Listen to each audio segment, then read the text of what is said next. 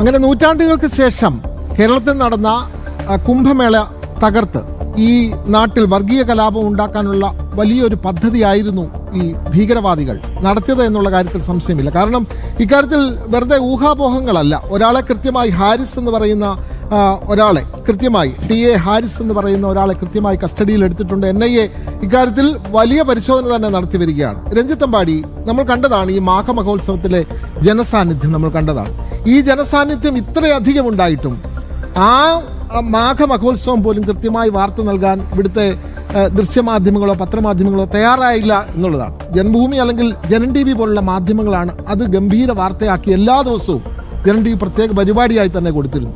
ഇപ്പോൾ നമ്മൾ മനസ്സിലാക്കുന്നത് ഇത് ഭീകരവാദികളെ എത്രമാത്രം നൊമ്പരപ്പെടുത്തി എന്നുള്ളതാണ്. ഈ മാഘമഹോത്സവത്തിൽ ഈ വിശ്വാസികൾ വന്നു കൂടുന്നത് അവരുടെ ചില താല്പര്യങ്ങൾക്കൊക്കെ വിരുദ്ധമായിട്ട് വരുമോ എന്നുള്ളതൊക്കെ ലക്ഷ്യമിട്ടായിരിക്കണമല്ലോ ഇത്തരത്തിലൊരു ഉത്സവം തന്നെ തകർക്കാൻ അവിടെ ഭീകരപരമായ ഒരു ആക്രമണം നടത്തി ഇതിനെ വലിയ സ്ഫോടനം നടത്തി ഈ നാട്ടിൽ വർഗീയ കലാപം ഉണ്ടാക്കാനുള്ള ഇവരുടെ ഒരു ഗൂഢതന്ത്രം. അപ്പോൾ ഈ മാഘമഹോത്സവത്തെ സമ്പൂർണ്ണമായി ഇവർ ഭയപ്പെട്ടിരുന്നു. ഇതിനെ തകർക്കുക എന്നുള്ളത് ഇവരുടെ ആത്യന്തിക ലക്ഷ്യമായിരുന്നു എന്നല്ല ഇതിൽ നിന്നും വ്യക്തമാകുന്നു.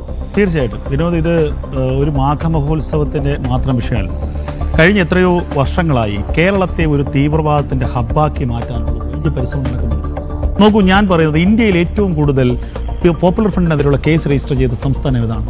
ഒരു കൊച്ചു കേരളമാണ്. ഇന്ത്യയിലെ പോപ്പുലേഷനിൽ എത്രയോ താഴെ കിടക്കുന്ന ഒരു സംസ്ഥാനം. കേരളത്തിൻ്റെ മുക്കും മൂലയും NIA അരിച്ചുപിറക്കി. ഏറ്റവും കൂടുതൽ തീവ്രവാദ നേതാക്കന്മാരെ പിടികൂടിയത് കേരളത്തിൽ നിന്നാണ്. എന്നെ ആശ്ചര്യപ്പെടുത്തുന്ന കാര്യം, ആ NIA റിപ്പോർട്ടിൽ പറയുന്നത് തുർക്കിയിലെ ലോകത്തെ തന്നെ ഏറ്റവും അതിതീവ്രമായ ഇസ്ലാമിക ഭീകര സംഘടനയാണ് തുർക്കിയിലെ. ആ തുർക്കിയിലെ ഭീകര സംഘടനയിൽ നിന്ന് കോടിക്കണക്കിന് രൂപ മലപ്പുറത്തേക്ക് എത്തി എന്നുള്ളതാണ്. അവിടെ നിന്ന് സംഭാവന വാങ്ങി ഇവിടെ തീവ്രവാദ പ്രവർത്തനം നടത്താൻ മലയാളിക്ക് കഴിഞ്ഞു എന്നുള്ളതാണ് ഏറ്റവും ഞെട്ടിപ്പിക്കുന്ന കാര്യം. ഞാൻ പറഞ്ഞത് കേരളം ഇന്ത്യയിലെ തീവ്രവാദത്തിൻ്റെ ഹബ്ബാണ് എന്നതിൽ യാതൊരു സംശയവുമില്ല. അതിന് വെള്ളവും വളവും നൽകി ഇത്രത്തോളം വളർത്തിയത് കേരളത്തിലെ ഇടത് വലത് മുന്നണികളാണ്. അവരുടെ വോട്ട് ബാങ്ക് രാഷ്ട്രീയത്തിന് വേണ്ടി ഈ ഇസ്ലാമിക തീവ്രതയെ പൂർണ്ണമായും അവർ പരിപോഷിപ്പിച്ചു. എന്നാൽ ഒരു മതനിരപേക്ഷത എന്നുള്ള ഒരു വലിയ മൂടുപടം എടുത്തണിഞ്ഞുകൊണ്ട് ഇതിനെ മാക്സിമം അടിയിൽ കൂടെ പ്രോത്സാഹിപ്പിച്ചു കൊടുത്തു. അതിൻ്റെ ഏറ്റവും വലിയ ഒരു ഉദാഹരണം കൂടിയാണ് വരുന്നത്. കേരളം മുഴുവൻ തകർക്കാൻ ശേഷിയുള്ള സ്ഫോടക വസ്തു ശേഖരമാണ് പിടിക്കപ്പെട്ടത്. അപ്പോൾ മാഘമഹോത്സവം പോലൊരു സ്ഥലത്ത് ഒരു സ്ഫോടനം ഉണ്ടായിരുന്നെങ്കിൽ എത്രയോ സാധാരണക്കാർ അവിടെ ജീവൻ നഷ്ടപ്പെട്ടു. പക്ഷേ ഞാൻ പറയുന്നത്, എന്നും ആ മാഘമഹോത്സവത്തിനൊരു ശക്തിയുണ്ട്, കേരളത്തിലെ ഹൈന്ദവ വിശ്വാസികൾക്കൊരു ശക്തിയുണ്ട്. അതുകൊണ്ട് തന്നെ ഇത് നടക്കാതെ പോയത് ഒരു ഈശ്വര കാരുണ്യം കൊണ്ട് മാത്രമാണ്. അപ്പോൾ PFIക്കെതിരെയുള്ള പ്രവർത്തനങ്ങൾ, നേരത്തെ ഗൗതം പറഞ്ഞതുപോലെ മാറാട് കലാപം, സിമി ക്യാമ്പുകൾ, ബസ് കത്തിക്കലുകൾ, കേരളത്തിൽ അവിടെയും ഇവിടെയും നടന്ന ഒറ്റപ്പെട്ട കലാപശ്രമങ്ങൾ, ഇതെല്ലാം കേരളത്തിലുണ്ട്. ഏറ്റവും കൂടുതൽ ആളുകൾ അഫ്ഗാനിസ്ഥാനിലേക്കും സിറിയയിലേക്കും IS-ലേക്കും പോയത് കേരളത്തിൽ നിന്നാണ്. ഈ തടിയൻ്റെ ഇവിടെ നസീർ അടക്കം, സർഫാസ് നവാസ് അടക്കം ബാംഗ്ലൂർ വഴി എത്രയോ ചെറുപ്പക്കാരെ തീവ്രവാദത്തിലേക്ക് റിക്രൂട്ട് ചെയ്തു. കാശ്മീരിൽ പൊട്ടിത്തകർന്നു പോയത് എത്രയോ ചെറുപ്പക്കാരാണ്. ഈ നാടിൻ്റെ ഒരു മനസ്സിനെ കുറിച്ചാണ് ഞാൻ കഴിഞ്ഞ ദിവസവും ഞാൻ പറഞ്ഞതാണ്. നിങ്ങൾ ഓർത്ത് നോക്കൂ, ഒരു ദിവസം വന്ന 2 വാർത്തയാണ്. ഒന്ന്, VD സവർക്കറെ കുറിച്ചുള്ള ഒരു ചോദ്യം വന്നപ്പോൾ ഇവിടുത്തെ ഇടതനും വലതനും ഒക്കെ ഒന്നിച്ചിറങ്ങി മുസ്ലിം ലീഗിന്റെ മന്ത്രി അന്വേഷണ ഉത്തരവിട്ടു, ആ അധ്യാപകനെ സസ്പെൻഡ് ചെയ്തു. ഓർക്കണം, അതേ ദിവസം വന്ന മറ്റൊരു വാർത്ത, വന്ദേ മാതരം പൂർണ്ണമായും ആലപിക്കണമെന്നുള്ള കേന്ദ്ര നിർദ്ദേശം അംഗീകരിച്ചുകൊണ്ട് ചീഫ് സെക്രട്ടറി ഉത്തരവിറക്കിയപ്പോൾ ഇവിടെ ഹാലിളകി. ഇപ്പോഴും തീർന്നിട്ടില്ല, മറ്റന്നാൾ ആലപിക്കില്ല എന്നാണ് പറയുന്നത്. അപ്പോൾ 1900 മുൻപ് രചിക്കപ്പെട്ട ഒരു ദേശീയ ഗീതം RSS അന്ന് ഉണ്ടായിട്ടില്ല, പിറവിയെടുത്തിട്ടില്ല. RSSന്റെ തലയിൽ കെട്ടിവെച്ചുകൊണ്ട് ഇന്ത്യയുടെ ദേശീയ ഗീതത്തെ തന്നെ ഇവിടെ പാടാൻ അനുവദിക്കില്ല എന്ന് പറയാൻ ഇവന്മാരാരാണ് ഞാൻ ചോദിക്കുന്നത്? ഇന്ത്യയുടെ ദേശീയ ഗീതം കേരളം ഇന്ത്യയിലല്ലേ?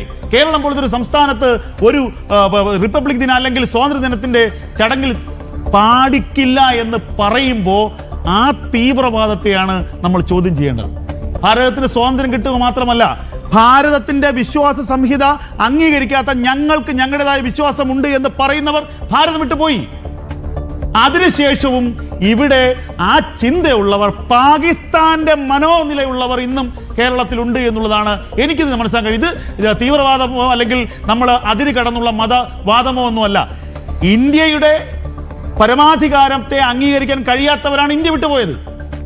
എന്നിട്ടും അതിൻ്റെ അവശേഷിപ്പുകളും അതിൻ്റെ ചില വേസ്റ്റുകളും ഇപ്പോഴും ഈ കേരളത്തിലുണ്ട് എന്നുള്ളതാണ് മനസ്സിലാക്കേണ്ടത്. ഞാൻ പറഞ്ഞത് കേരളമെന്ന് നിങ്ങൾ പറയുമ്പോൾ മതനിരപേക്ഷതയുടെ ദൈവത്തിൻ്റെ സ്വന്തം നാടെന്ന് പറയുന്നു. 2014 കേന്ദ്രത്തിൽ നരേന്ദ്രമോദി എന്ന ഒരു മനുഷ്യൻ അധികാരത്തിൽ വന്നില്ലായിരുന്നുവെങ്കിൽ ഇതിനകം അഫ്ഗാനിസ്ഥാനേക്കാൾ ഗതിയായന കേരളത്തിന്. ചിലപ്പോൾ ഈ നമ്മൾ പറയുന്ന വാക്കുകളൊക്കെ വലിയ വിവാദമായിരിക്കാം. ഞാൻ പറയുന്നു 2014 ഇന്ത്യയിൽ നരേന്ദ്രമോദി പ്രധാനമന്ത്രി ആയിരുന്നില്ലെങ്കിൽ, NIA-ക്കൊക്കെ ഇത്രയും ശക്തി നൽകിയില്ലെങ്കിൽ, കേന്ദ്ര ഏജൻസികൾക്ക് ഇത്രയും സ്വാതന്ത്ര്യം കൊടുത്തിരുന്നില്ലെങ്കിൽ ഒരു അഫ്ഗാനിസ്ഥാനേക്കാൾ വലിയ മതതീവ്രവാദ കേന്ദ്രമായി കേരളം മാറുമായിരുന്നു. അതിനുള്ള ഒരുക്കങ്ങളാണ് നടത്തിയത്. മാഘ മഹോത്സവത്തിൽ നടക്കാൻ പോയതൊക്കെ അതിൻ്റെ ഭാഗമാണ്. ചിന്തിക്കണം, ഇന്ന് ഒരു സ്ഫോടക വസ്തു ലഭിക്കണമെങ്കിൽ, ഒരു എക്സ്പ്ലോസീവ് ലഭിക്കണമെങ്കിൽ എത്രയും വലിയ കടമ്പങ്ങളുണ്ട് എന്നുള്ളത് വളരെ ബുദ്ധിമുട്ടാണ്. ഈ പാറമടകളിൽ പോലും വലിയ ബുദ്ധിമുട്ടാണ്. അവിടെയാണ് 1 ലക്ഷത്തോളം ഡിറ്റനേറ്ററുകളടക്കം ഇവിടെ കൊണ്ടുവന്നത്. എങ്ങനെ കിട്ടി? ഇത് ബാംഗ്ലൂരിൽ നിന്ന് എങ്ങനെ വന്നു? അപ്പോൾ ഇവർക്ക് പിന്നിൽ വലിയ സംഘങ്ങളുണ്ട്, ഇവർക്ക് വലിയ ശക്തികളുണ്ട്. അതുകൊണ്ട് തന്നെ ഞാൻ ഇപ്പോഴും പറയുന്നു, ഇതിന് സമാനമായ പല സ്ഫോടനങ്ങളും അല്ലെങ്കിൽ പ്രവർത്തനങ്ങളും കേരളം പ്രതീക്ഷിക്കേണ്ടത് തന്നെയാണ്. അതെ, കേരളം പ്രതീക്ഷിക്കേണ്ടതാണ്. വമ്പൻ ഇത്തരം പദ്ധതികൾ കേരളത്തെ ലക്ഷ്യമിടുന്നു. കേരളം ഒരു വലിയ അഗ്നിഗോളമായി തന്നെ തീവ്രവാദികൾ അതിനെ രൂപപ്പെടുത്തുന്നു എന്നുള്ളതിന്റെ അവസാനത്തെ ഉദാഹരണമാണ് പുറത്തു വരുന്നത്.